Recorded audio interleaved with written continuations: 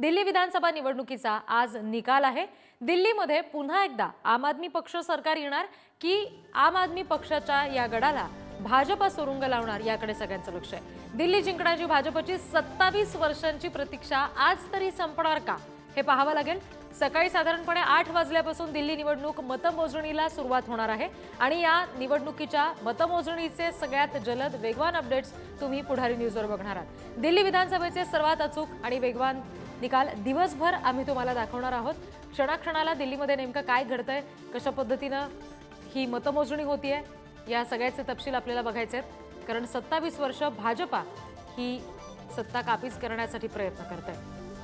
आणखी तपशील आपण घेणार आहोत। प्रतिनिधी शिवाजी काळे सध्या आपल्याशी जोडले गेलेले आहेत त्यांच्याकडून। शिवाजी, काय नेमकं घडू शकतं?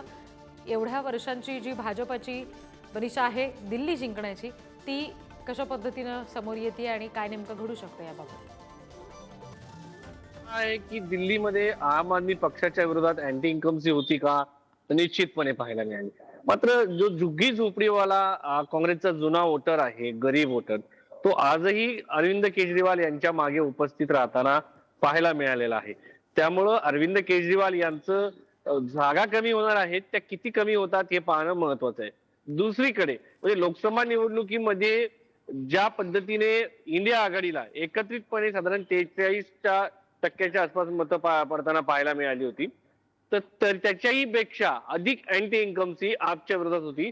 त्यामुळं भाजप 27 वर्षाचा दुष्काळ संपून सत्तेत येण्याची शक्यता नाकारता येत नाही। आणि हेच कारण आहे की भाजपच्या लोकांना याचा विश्वास याच्यामुळेच वाटतो की ते का सत्तेत येतील, तर त्याचं कारणच हे आहे की मोठ्या प्रमाणात रोष दिल्लीकरांच्या मनामध्ये आपबद्दल पाहायला मिळाला। पहिल्या 5 वर्षामध्ये ज्या योजना होत्या त्या कंटिन्यू झाल्या, मात्र नवीन वर्ष जेव्हा गेल्या 5 वर्षात पुन्हा एकदा सत्तेत आले होते, त्या दरम्यान काय फारसं पाहायला मिळालं नाही। कारण जे सीवेज प्लांट होते, घरात येणारं पाणी अस्वच्छ होतं, यमुना अत्यंत दूषित आहे, हवा जी आहे ती अत्यंत दूषित आहे। आणि सगळ्यात महत्वाचं म्हणजे हे राजधानीचं शहर आहे, दिल्ली ही राजधानीचं शहर आहे आणि इथे ना हवा स्वच्छ आहे ना पाणी स्वच्छ आहे। इथल्या नागरिकांना अत्यंत वाईट परिस्थितीत जगावं लागतं आणि आरोग्याच्या मोठ्या समस्याला सामोरं जावं लागतं। ह्या सगळ्या मोठ्या समस्यांसमोर अरविंद केजरीवाल काही करू शकलेले नाही आणि प्रत्येक वेळेस त्यांनी उपराज्यपालांवरती खापर फोडताना पाहायला मिळालं। त्यामुळे दिल्ली विधानसभा निवडणूक ही अरविंद केजरीवाल यांच्या करिअरसाठी अत्यंत कठीण पातळीवर येऊन पोहोचलेली आहे। कारण अरविंद केजरीवाल यांचा इथून जर पराभव झाला तर फक्त हीच गोष्ट नाही, तर त्यांच्यासमोर पार्टी तुटण्याचा मोठा प्रश्न असणार आहे।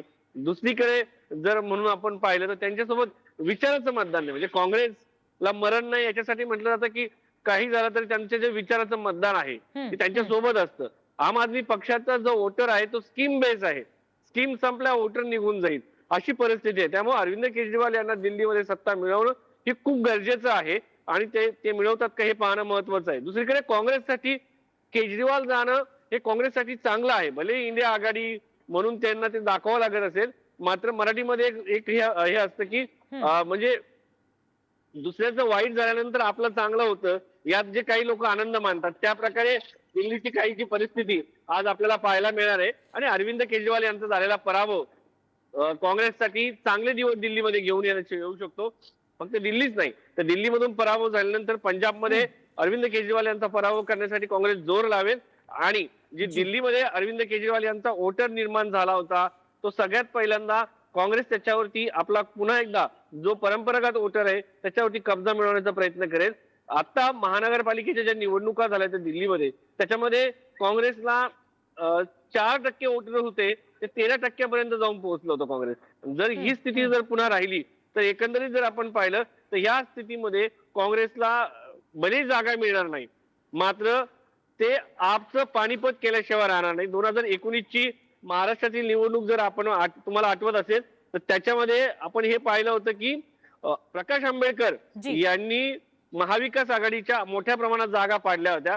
त्याच प्रकारची भूमिका दिल्लीमध्ये काँग्रेस आपच्या संदर्भात निभावताना पाहायला मिळेल आणि तसं जर झालं तर आपचं पाणीपत हे निश्चित आहे। आणि सगळ्यात महत्वाचं याचं कारण काँग्रेस नसणार आहे, आप असणार आहे। कारण इंडिया आघाडीमध्ये आप सोबत युती करण्याचा निर्णय, युती करू नये या संदर्भातचा निर्णय स्वतः अरविंद केजरीवाल आणि त्यांच्या नेत्यांनी जाहीर केला होता. अगदी, आणि त्याच्यामुळे राजकीय वर्तुळातल्या या सगळ्या निर्णयांचाच कशा पद्धतीने परिणाम होतोय हे आजच्या मतमोजणीच्या माध्यमातून दिसेल असं म्हणायला हरकत नाही. शिवाजी, तुम्ही आमच्याशी असेच जोडलेले राहा.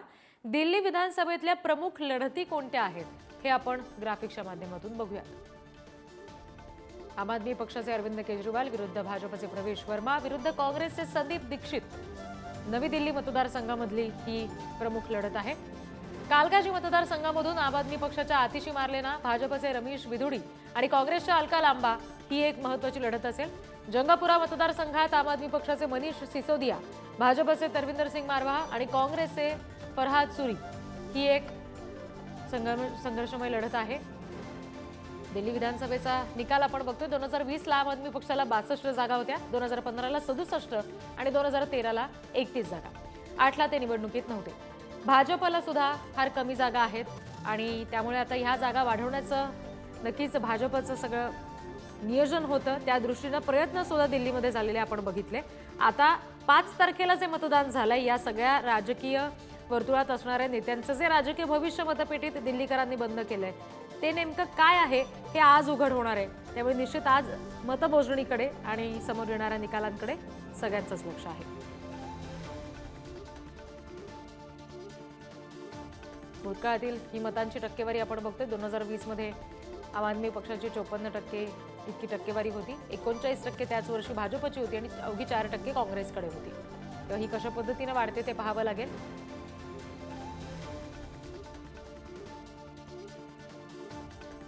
2015 मध्ये सुद्धा साधारण तशीच आकडेवारी आहे. 54% आम आदमी पक्ष, 32% भाजप आणि 10% काँग्रेस. 2013 मध्ये 29% आम आदमी पक्ष, 33% भाजप आणि 25% काँग्रेस. आणि त्यापूर्वी 2008 मध्ये आम आदमी पक्ष निवडणुकीत नव्हता, पण 40% अशी मतांची टक्केवारी भाजप आणि काँग्रेसकडे होती. तर दिल्ली विधानसभाच्या या निवडणुकीचा एक्झिट पोल काय असू शकतो बघूया आपण.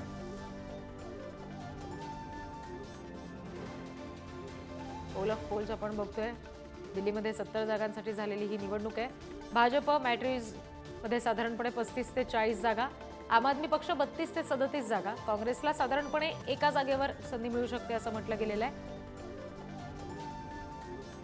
चाणक्य साठी भाजपला 39 ते 44 जागांसाठीचे पोल्स दिसत आहेत. आम आदमी पक्षाला 25 ते 28 आणि काँग्रेसला केवळ 2 ते 3 जागांसाठीची संधी आहे. इतर मध्ये अवघा एक आकडा दिसतोय.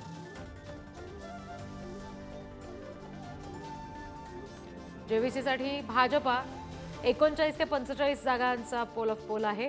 आम आदमी पक्षासाठी 22 ते 31 आणि पी मार्कसाठी भाजपचा 39 ते 49. त्याचबरोबर आम आदमी पक्षाचा साधारणपणे 30 ते 32 जागांपर्यंतचा हा पोल ऑफ पोल समोर येतो.